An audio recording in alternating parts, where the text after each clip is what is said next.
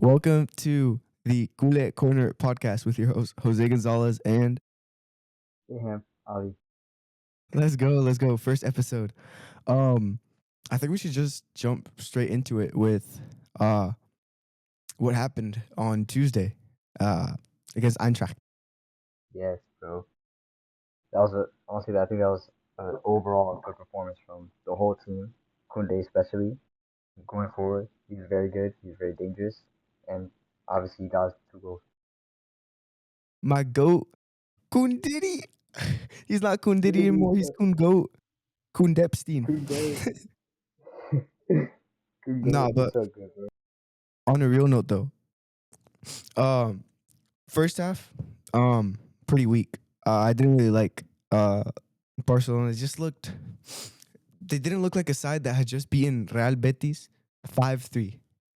Um, against a side that has lost like 6-0 against their league Yeah, opponents. they look very weak.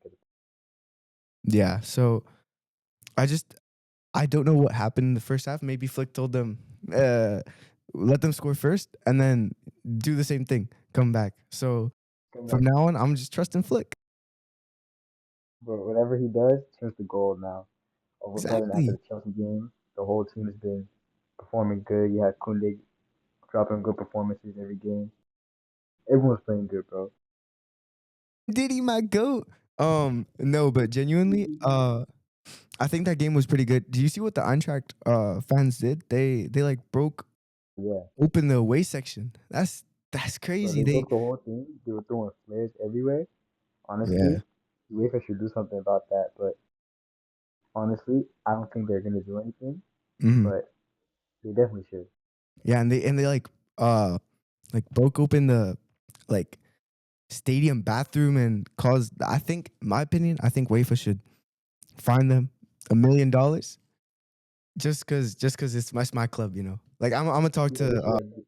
I'm gonna talk to them personally, and they're gonna be like, Yeah, we got you, bro. We got you. Yeah, they should give the million to us. We don't yeah, need that. I agree. Yeah, I agree. But let's talk about the other Champions League game that mattered to us. Real Madrid. What happened? Like genuinely, like relegation might be on the horizon. Yo, You Xavi know? quédate. Xavi quédate. Yeah, we did it. Xavi Yeah, we quédate. did it. Like Genuinely, that is the best Real Madrid performance I've seen since their game against Celta Vigo. Real Madrid, honestly, like I think they have the best coach in the world right now. But yeah, no, definitely. Um, Celta Vigo, I love that game. I would pay to watch that game. That was an insane performance. We saw the ghost of Mbappe striking. It was just whew. And then adding on to that, they go into midweek needing a win against City, and at home, their own stadium, and they ghost. Vinicius scores a crazy free kick, if a crazy bicycle kick, if the goal was like a million times bigger. They're so bad. I don't know what's going on with the team. They look apathetic. The thing is, they have full trust in Xabi Alonso. Like, he's not going Yeah, anywhere. that's true. In my opinion, offer a contract to him for a lifetime, then to his son for a lifetime, then to his grandson and his whole bloodline for a lifetime. I want And he Xavi wants to win it. just stay there. Just stay there. That's I And he think that's wants the to win. best He's thing the that can best happen coach for in Real the Madrid. world right now. But yeah, no, that was a horrible game. And initially I thought, losing 2-0 to Celta, and coming against a City side that has been playing really well in the Premier League, I thought they were gonna get absolutely run through. But then I saw Rodrigo score one of the strangest goals I've seen, and he's now supposedly like breaking records in UEFA. He doesn't even deserve it because he's trash, but he scored one I of the was shocked craziest when I goals heard I've he had seen. 26 Champions League goals. Like I was baffled. Bro. Like no Barca player has more than him apparently, other than Messi. It's like it's just crazy because right now I think Gerald Martin is a better player than him by far. Gerard Maldini, obvio. And then after that, they let a 6'5", lankier than Slender Man, Nico O'Reilly score. And after that, Real Madrid just didn't do anything. They they just let them run past, and it was like the Celta game. After the red card, they just after the red card in the Celta game, they woke up, but it was like Madrid before the red card. They just didn't fight for anything. And honestly, if you were to ask me why is Real Madrid playing so bad, first off, it's because the best coach to ever happen to Real Madrid, Xavi Alonso, doesn't know what to do with the team. He doesn't have the locker room, and it's also because there's players like Vinicius, Mbappe, Bellingham that want everything for themselves, and when that happens, the team just doesn't work. And we saw that in the game. There was no good connections happening. They missed a crazy chance. Well, Vinicius scored an insane bicycle kick, um, and then they were careless, and then they tackled Holland inside the box and a penalty. And after that, the game was over. They had no energy left in them or anything. Madrid, we've seen this with them pretty much all season, just apathy and just general like not being able to play against big teams. Um, but I think that is what makes it so good to see a team that won the league in October. We were what, like 8 points behind them in October after yeah, they won El Clasico. They were, yeah, yeah, 5 points. yeah, and then they were celebrating. They celebrated El Clasico like they've won the Liga, and now they're losing 2-0 Celta Vigo at home.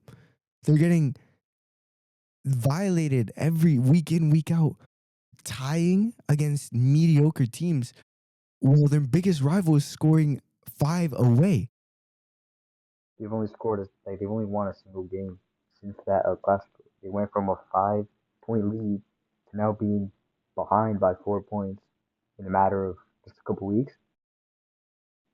I think just like the team has no intensity, and like you said, like the stars, they just want everything for themselves. Like Vinny, he would rather instead of like play in order to help the team win, he's going back to his tweet 1 year ago, and he's praying. He's playing just to prove that he can do it 10 times more, just to prove that he's a Ballon d'Or level player.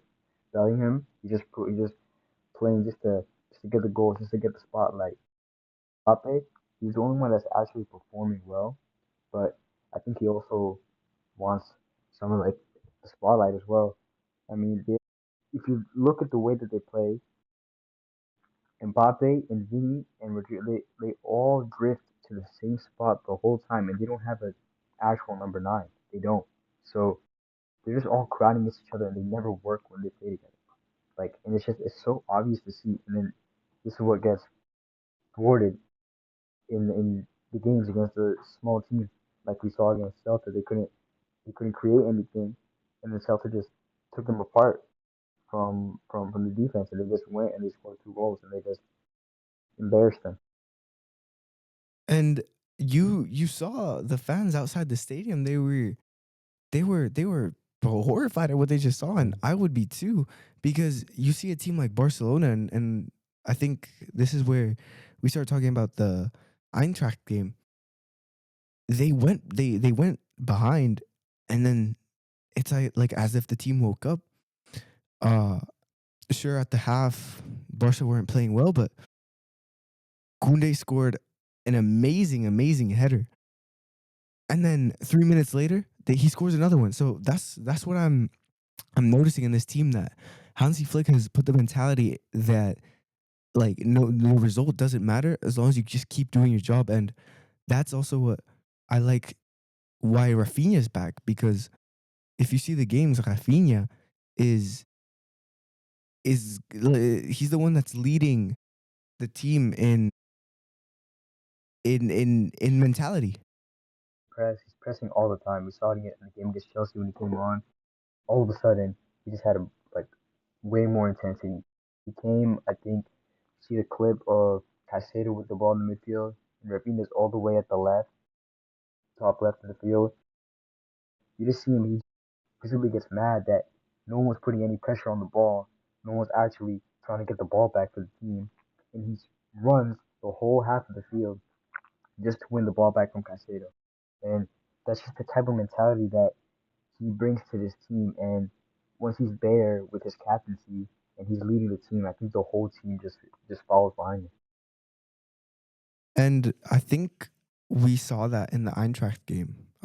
Again, like Barcelona not giving up, and if you look at the fault mob momentum statistics, after the first goal, Barcelona just didn't lose any momentum, and in the first half, Barcelona carried a lot of the momentum. They just weren't able to finish the chances.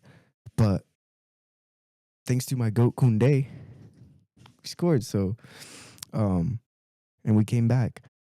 And I think that also brings us on to the game this Saturday against Osasuna, which is hopefully Flick is going to play all of his key players, because we can't afford to take any losses right now, especially at the position we're in the position that Real Madrid is in with their injuries. Militao injured against El Vigo. So And both their right backs injured as well. both of their right backs, while their right backs are injured, my right back scoring a brace, Champions League magic. Difference in class, obviously. Um, but the next game after the Osasuna game is Copa del Rey against Guadalajara, a team which I've never heard of in my life until I saw that was our opponent. So that's where I'd like to see Flick playing some rotation players. But right now, he needs to play the best team. And Yeah, he can just put out in the strongest lineup now and yeah, just rotate against Guadalajara. yeah. And in my opinion, I think Bardaji should get the shout to start. I But I that is so class, honestly. You saw it again on the game against Betis. He scored and he assisted both on his weak foot. I mean, and that's just possible with when we have Lamine playing as a 10. It opens much more creativity because it allows him to be more free. Like he can roam on the right if he wants to, but he can also come inside. He can also go on the left. He can just roam wherever he wants, and that kind of makes him unpredictable against the defenders. And it opens the right for a player with so much potential, like Rooney Barchi, and he can just take on players and he can play balls and play passes and dribble and just do the things that he does, and it just gives so much more creativity to the team, and it just makes us play so much better. I think. Yeah, and that's what I like about Bardaji. Ever since he got signed, ever since I saw him in the preseason, I knew that he was going to be important to this team, because you can just tell that he has passion to play in this team. He's just class. And that's my humble opinion.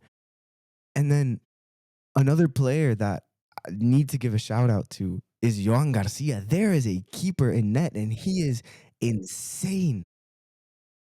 Phenomenal. He is honestly for me, he is top five keeper this season. The reason why he's not top one is because he's been injured.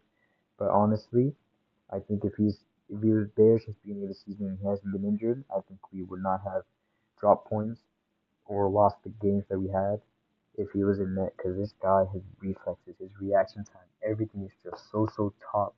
And we saw like his performance against Newcastle, his performance against Rayo Vallecano, absolutely insane. And it's so good seeing a keeper like this in Barcelona. From we've had Ter Stegen, he was good in the beginning, right, when he was signed, 2015. He's good for a couple of years, right? But obviously we've seen in the past couple of years he's been falling off a little bit, making mistakes, a lot of mistakes, not saving, what would be maybe routine saves. But now with someone like this in the back to protect our goal, it just gives security to the team in the back. And Who else I also think gives security is Gerard Martin. When he Ooh. came Gerard at left, Maldini.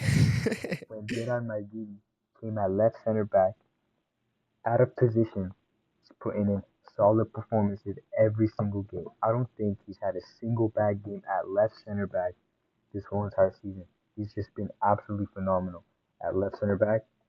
Last season in the second half of the season when he was playing left back, he put in good performances. At the beginning of the season, he wasn't as good, but in the second half of the season, he put in good performances. 2 assists against Inter. That's just absolutely phenomenal whenever he plays. So good, honestly. Yeah, and now that you say that about Yerem Maldini, another player that's been kind of switched off of the original position, but is playing insanely well, is none other than Lamine Yamal, our number 10. He is playing Yeah, more of an actual 10 role, and what I've seen from him, not to glaze or anything, but it's been amazing. I'm really liking what we're seeing, and especially with Rashford, Rafinha, and El Tiburón, Ferran Torres up in striker. I, there's no way that this attack without injuries, it's the best in Europe. It's the best in Europe. and also like to give credit to one more player, Eric Garcia. This guy, genuinely, I Yeah, think he is more versatile than Rugulic. I think this guy can play. I'm confident if you stick him in keeper, he's putting in a good performance at keeper. This guy, every single position that he plays like he's been playing there his whole life, his whole yeah, career. yeah. You put him in at center back, you put him in at left back, right back, CDM, eight, wherever you put him in, this guy Striker. is gonna drop a good performance. He's not gonna drop a stinker. He's gonna drop a good performance. You're gonna be secure. He is going to make it feel as if that center back from 3 years ago that was on the bench getting red cards for Barcelona every game, it's gonna feel like you have Xavi and Busquets in that midfield. It's gonna feel like you have Dani Alves at that right back. It's gonna feel like you have Puyol at that center back. It's gonna feel like you have Maldini. Roberto Carlos at that left back. Like it's just insane. Yeah, and that brings me on to my next point. Facing 15th in the league, Osasuna, one of the most interesting teams, coming off of a win against Levante and then a tie with Mallorca and two straight losses to Real Sociedad and Sevilla. I don't think as Barcelona can't drop our guard, and that's why my ideal 11 for this week and who Xavi should and shouldn't start for the team. All right. So in goal, we have none other than Joan Garcia, the best goalkeeper in Europe, in my opinion. And in second place would be the satanic goalkeeper that is Courtois. I don't know how he does it, and he should be the highest paid player in Madrid. He is the best player in Madrid because every other player in Madrid is selling the squad. And Without then Courtois, honestly, they're mid-table. Like he saved him on so many occasions. Could have been 6 or 7 against Man City, but his guys saved them. Had countless saves. So genuinely, they without Courtois, Real Madrid would be like Man United. And then in defense, coming off of a brace, absolute goated player saved us against Madrid in the Copa del Rey final, minute 118 of 120. None other than Jules Koundé. I think he deserves a shout, and he's just been an amazing player these past few weeks. absolutely, Then in center back, QRC alongside Gerard Maldini.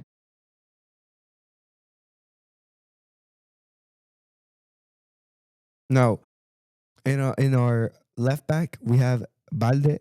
I think he's just a good player. You can't yeah, not have he's not Balde in losing. the team. He's not losing He that left he back sets up spot so many anytime. yeah. He sets up so many attacking opportunities. It's insane. Then in midfield, I would have the Iniesta reincarnate. That is Pedro Gonzalez Lopez, my goat, Pedri. He's he's the soul of Barca, and nobody can tell me otherwise. I think Pedri is the most important player to Barca, and we see this when he comes off. Without Pedri, Barca drops down a level. He got subbed off, I think, against Betis, and you, we conceded, and that's just the Mhm. magic of Pedri. Yeah. And then alongside Absolutely. him, I would have Rooney Bardghji. I don't know if that's how you say his name, but I Libardi. just think Eddie Garcia deserves rest.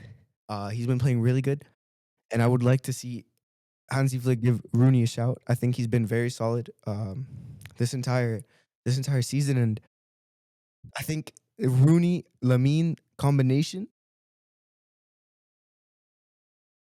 and You then can see like he gives off like Messi and Neymar vibes. Like, yeah, they're genuinely, both elite dribblers and just can take on their man whenever. And they're both dangerous on the ball.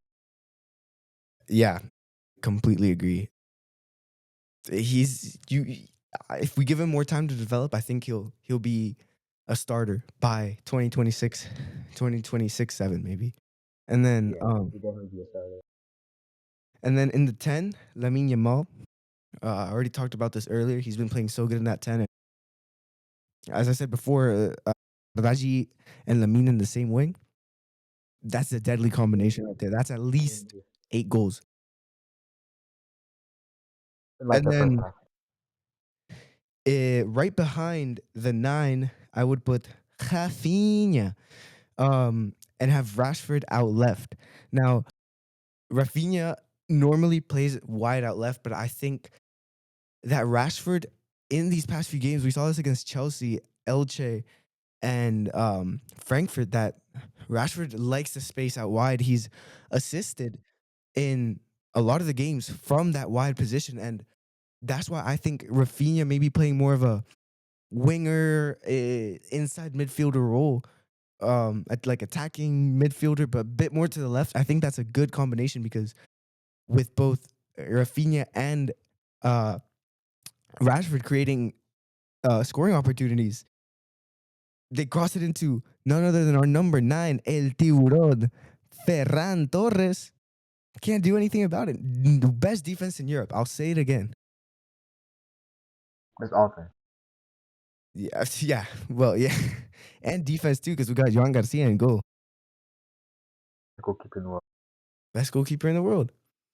Um, and I think um that's about everything we've had to talk about, unless you, Ayham, have Yeah, any. I'll give you my starting lineup. Have a bit of something different going on in the offense here.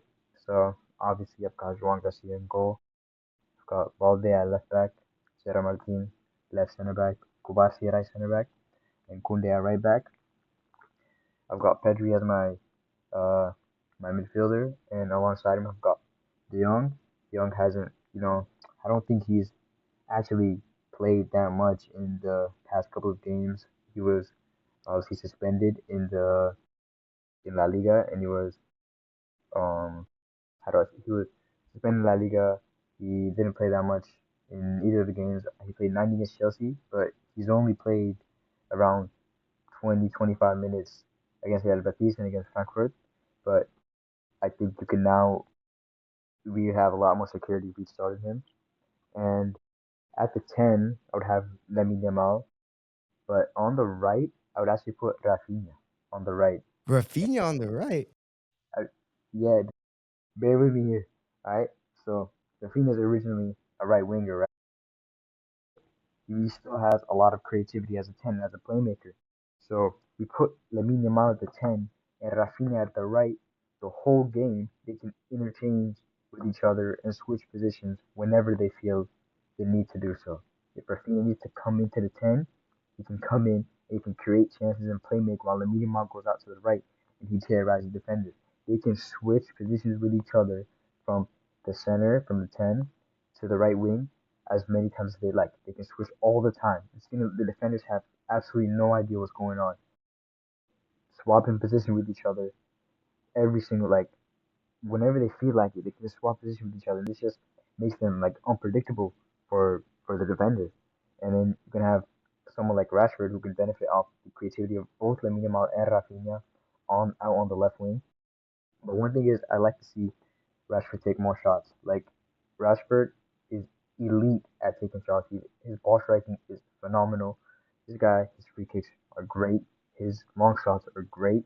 Like he has one of the most powerful shots like in the Yeah. world. So I just like to see him take more shots, more bangers. You know, take on his defender a little bit more with his pace. But he's been very good in terms of providing for the team this season. And up top at striker, I've got Lewandowski. I just think he can be a little bit more clinical than Ferran Torres in this type of game right here against Osasuna. They haven't been conceding much, right? They've only conceded 1 to 2 goals every game. We have uh number 9 presence like Lewandowski in the box with the creativity and the crosses from both Rafinha, Lamine Yamal, and as well Rashford. I think he can maybe get a header in there, right? And then he can just do more and give us more of a presence there in that 9 position. And just I think it will be more fitting for this type of game to start Lewa at the 9. Yeah, that's honestly I couldn't have said it. Like that's a really solid lineup. And what kind of surprised me was that Rafinha at the right, but um I could see Flick doing Flick stuff and somehow pulling up with that lineup.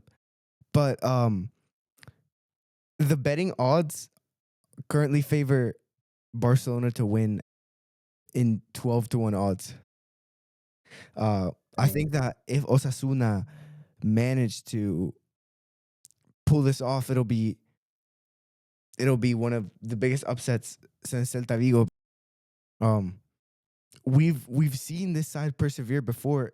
In the Frankfurt game, we were losing at the half, and in the past 23 games, not counting the Frankfurt game, Barcelona had only won 4 of the 23 that they've been losing at the half.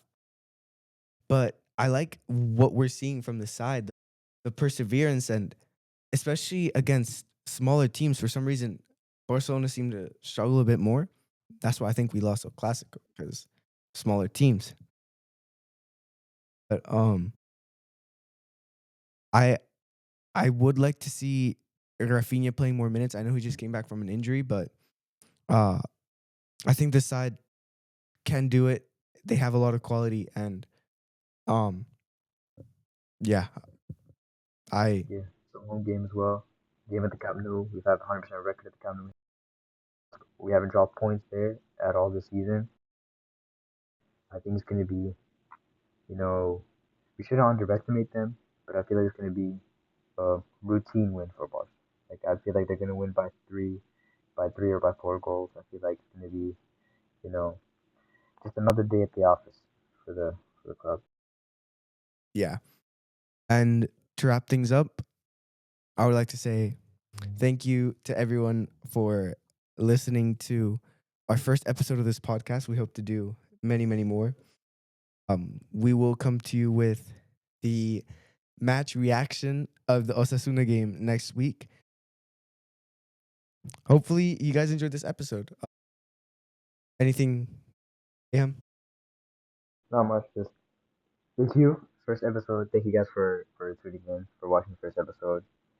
You guys are gonna get much more content in the future. Match reviews, predictions, score predictions, lineups, everything. Just much more in the future. Just thank you for tuning in to this first episode. Thank you so much, and we'll see you guys next episode.